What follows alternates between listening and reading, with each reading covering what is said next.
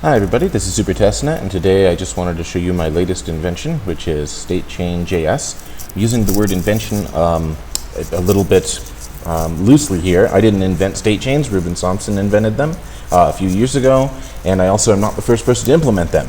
Mercury State Chain implemented one a couple years ago, so be aware of that. But I want to show you how it works. So the first thing I'm going to do is I'm going to add some Bitcoins to this Bitcoin wallet here. And I'm going to do that using MutinyNet, which is one of Bitcoin's test networks. So I'm going to add 10,000 sats into this wallet here.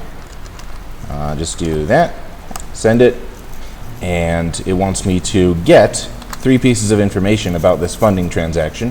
I could use Mempoolspace's API to do this, but I decided it's fun to copy paste, so I'm going to copy paste my transaction ID from right there. I'm going to copy paste the vout. The vout is the index number of the address in this transaction that where you receive money. So they're indexed from 0, and this would be vout 0, and this one that actually sent me the money, that my 10,000 sats, is vout number 1. So that's that.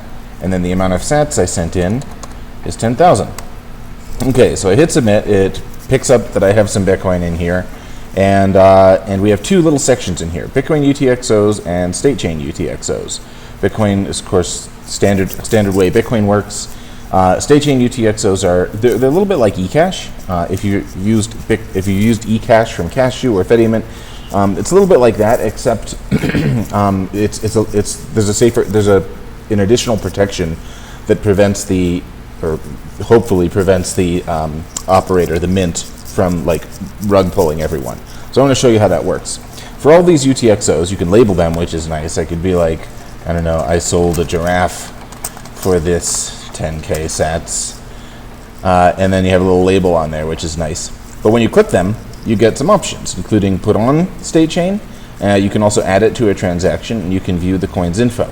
All of your info is in here, including your private key. So I'm doing this on testnet. If anyone wants these 10,000 sats, well, they're about to not be in this address anymore, but there's the private key to the address, just right there, held in local storage. Don't use this for anything serious. It's all just doing it on testnet.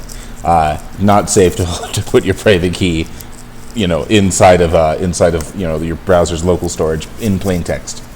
Okay, so I'm gonna just put this on the state chain though, and we'll see what that looks like.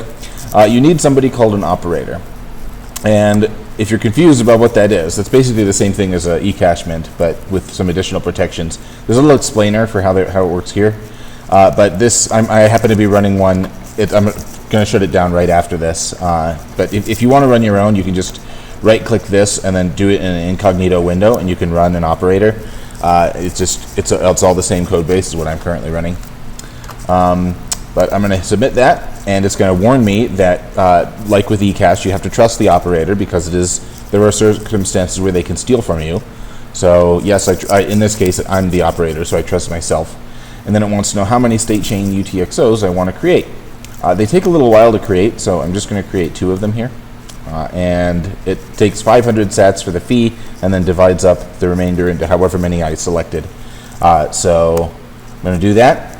And here it is communicating with my operator. So I'm just running an operator in this private window over here, and that's his end profile. When you're running one, it just shows you this and adds you to a list of operators.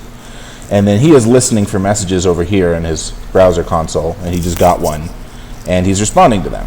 So if I look over here, you can see this progress bar move. It's pretty slow. I'm not using Nostr the way it should be used. I wrote a wrapper for listening to things, and it's kind of slow. But what's neat, if you scroll down here, you can see that state coins or state chain UTXOs are starting to pop up in my state chain UTXO section. And the neat thing about state chain UTXOs is they work a lot like eCash. I'm going to have to broadcast this transaction that creates them. So let me go do that. It actually tells me I can do it right here. This little transaction broadcaster from MutinyNet. So I'm going to copy that, paste it, send it. There we go. So if I take a look at that transaction, I've created 2 state chain UTXOs, one here and one here, each for 4,750 sats. And state chain UTXOs, you can send them around in a similar way to eCash. So I'm going to take these 2 UTXOs here, and I'm going to click send coin. I'll click the other one, also send that. And it's making a little package here where I'm going to send somebody 9,500 sats. So I'm going to do that. And then it says send this big old honkin' string of text to whoever I'm sending the money to. So I do that. I've got another wallet open up here. I'm just going to add it in here. Import UTXOs, paste it, click OK. It's warning me that do you trust this operator? And if I'm not sure they're trustworthy, then I shouldn't accept this. Otherwise, they can steal from me. But I'm going to click OK because I'm the operator and I trust myself. Just like with eCash mints, you have to trust the operator. But the difference between this and eCash mints is that, or one of the differences, I should say, is that if an eCash mint goes down, like if you're using Fedimint and the federation stops working, or their domain gets taken away, or whatever. Your money is gone. Like those sats are in addresses that you don't have the keys to, and you're just gone. With a state chain, you always have one key. You have one key to these coins. So, by the way, you'll notice they just popped up here in this other person's wallet, and no fee for transferring. They're both still worth 4,750 sats. That was faster than a regular Bitcoin transaction because it just had to do a network query to the operator for this. But the neat thing is that you always have one key. So you have the option of a unilateral withdrawal, meaning if your operator just dies or his server gets blown up or whatever, you have a key and he has already signed a transaction that lets you withdraw your money. So if he dies or blows up or whatever, his server goes down, you have an exit. You can just click this button and then exit without his help. So that's the difference. You can't do that with eCash. With eCash, if the mint goes down or if the federation goes down, you're out of luck. Your money's gone. They took it. And here, you're not out of luck. You have the ability to withdraw unilaterally if that happens. So that's nice. But I'm going to send them back now. I'm going to send them back to the other guy just to do one more transfer. And I wanted to show, when you transfer, see this thing that says view wait time? If you do a unilateral withdrawal, you have to wait, well, it starts out as 2016 blocks, and then it decrements by 3 each time. You can read more about why that is, but that's how we make sure that whoever the latest person to have the money is always has the ability to withdraw the money from these UTXOs before anybody else. That decrements each time, and so a limitation of these state chain UTXOs is that once this number reaches 0, then you can't transfer them anymore. You just have to withdraw them. But I'm going to send them back. So let's see, send coins. Just gives me this big old honkin' piece of text again that has all their private key info and all that stuff in there. And so this guy is now going to import them. Import the UTXOs. Click enter. It'll give me a little progress bar. He's talking to the operator. Basically, whenever you're talking to the operator, you're either creating a new coin, which just means give me a private key, Mr. Operator, and then you create a multisig with that. Or you don't give us private key. He gives you a public key, and you create a multisig with that. Or you're transferring coins, in which case you're saying, hey, please sign this transaction, and then he just signs it, and now you're the next person who is able to withdraw the money before anybody else. And now this guy has imported the coins, so they're in his little thing here. And I'm going to show you how we can withdraw them.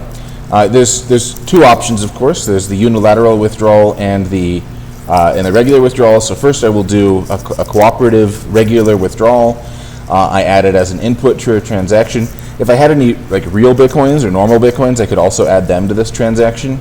And then I need to add an output, so I'm going to send them back to this faucet. Here's the refund address for the faucet. And it wants me to leave 500 sats for the estimation of what the fee is going to be for this transaction. So I will leave 500 sats in there. And I've got 500 sats left that I can spend, and 500 sats is what I need to leave in there for a fee, so that's good. I'll hit submit. And now it's just doing one more transfer, and it is going to broadcast a transaction. It's going to tell me to broadcast a transaction, actually, that sends this money to back to the mint. So I will do that over on MutinyNet's transaction broadcaster, where did I put that? There we go. There's that. And then lastly, I want to show you the withdrawal you can do if the mint is down. And this is what makes it different from eCash. So here's my mint. just going to X out of it. My operator, I should call it. It's technically not a mint. He's not minting coins. He's just signing transactions. But I call him an operator, and he's equivalent to a mint in eCash. So I've gotten rid of him now, and so he won't be signing any more transactions. And in fact, this little guy, after I think about 30 seconds, he should show me a red exclamation mark and be like, hey, your mint is down, and it like disables some of the things you can do with one of your state coins. So I'm just going to wait so I can show you that. Right now, it still thinks he's alive, so all of my options are still here for sending the coin, adding it to a withdrawal transaction. Yeah, but now you'll see it's noticed the operator's down. He's not available anymore. So if I click that, it's like, hey, this coin's operator's down. He can't co-sign anything. Now, if this is eCash, you'd be out of luck. Like if the operator goes down or if the federation goes down, you can't withdraw. But here, even though you can't, click send coin or add it to a regular withdrawal transaction, where you just have him sign your transaction, you can do a unilateral withdrawal because you've got a transaction already signed by him. You got this when you accepted the coin, and you wouldn't have accepted it without it. A transaction signed by him that lets you withdraw unilaterally. So I'm going to click that. Oh yeah, I forgot. I have to have fees on the base layer. You have to pay fees with another UTXO. So let me add another UTXO to this wallet. I'll do that over here at the faucet. Start over. Give myself. I'll just give myself 2,000 sats for this. And view that transaction. We'll get its TX ID. The V out this time happens to be 0. 2,000 sats. Submit that. Okay, so now I can unilaterally withdraw because I have enough money to pay for fees using this UTXO up here. I'm going to click this. I'm going to say withdraw unilaterally, and boom, I have a transaction I can broadcast. So let me go do that. Broadcast this. Boom. Even though the mint is gone, or the operator's gone, I now have withdrawn that money. Actually, something awkward happened here. Let me go see. At least I thought I did. Oh, right. I have to broadcast this after 2010 blocks. There's a lock time. There's a lock time on this thing. So after 2010 blocks go by, I could broadcast this transaction. So let me go. If I try to broadcast it right now, it's going to say, non-final. BIP68 is like the time lock BIP, where we got, relative time locks into Bitcoin, which we added for Lightning Network, but they also work for statechains. And yeah, I can't broadcast this till 2010 blocks have gone by, which is like probably on MutinyNet. That's like tomorrow. I can broadcast this. But yeah, if I just broadcast this tomorrow, then those coins will be available in this UTXO, and it's just like assuming that it's already happened. And then my fee UTXO went down from 2,000 to 1,500. So yeah, I withdrew without the cooperation of the mint or the operator who's down. And that is what makes this a little different from eCash. Is you're not out of luck if the eCash mint disappears. You still have to trust them. Like they can rob you, and all they have to do is collude with a prior holder. And they would also have to modify their software because they do this thing called key deletion and key recovery, so that they never have a copy of their private key unless the current holder helps them recover it. But you can't rely on that. If they really wanted to rob you, they could just modify the software to keep their private key and collude with somebody who deposited coins or held the coins at any point to rob you. So just like a eCash mint, you have to trust them not to do that. But the nice thing is, if they disappear, you can still get your money back. So that's cool, I think, and it's faster than regular Bitcoin and cheaper. You can transfer these tokens around without paying fees. Hope you like it. That's statechains, and this is my implementation of them using relative time locks. Oh yeah, that's the thing I mentioned earlier. I said I made some improvements. The Mercury state chain. So if you go to like Mercury layer, is it .io? No, it's .com. So Mercury layer is another implementation of state chains. It's better than mine. You should probably use theirs if you're going to use one. Not unless you're just testing. Mine's great for testing. Thank you to them for helping me with this. Like I asked them questions, and they told me how their thing works, and I got feedback on my idea of using relative time locks instead of absolute time locks. But yeah, that's Theirs uses absolute time locks, which means that the clock starts ticking on when you have to withdraw as soon as you deposit the coins. And with mine, as you saw, there's like a two-stage transaction. You broadcast one transaction to start the clock, and then you broadcast another one later, probably tomorrow for me, to withdraw your coins.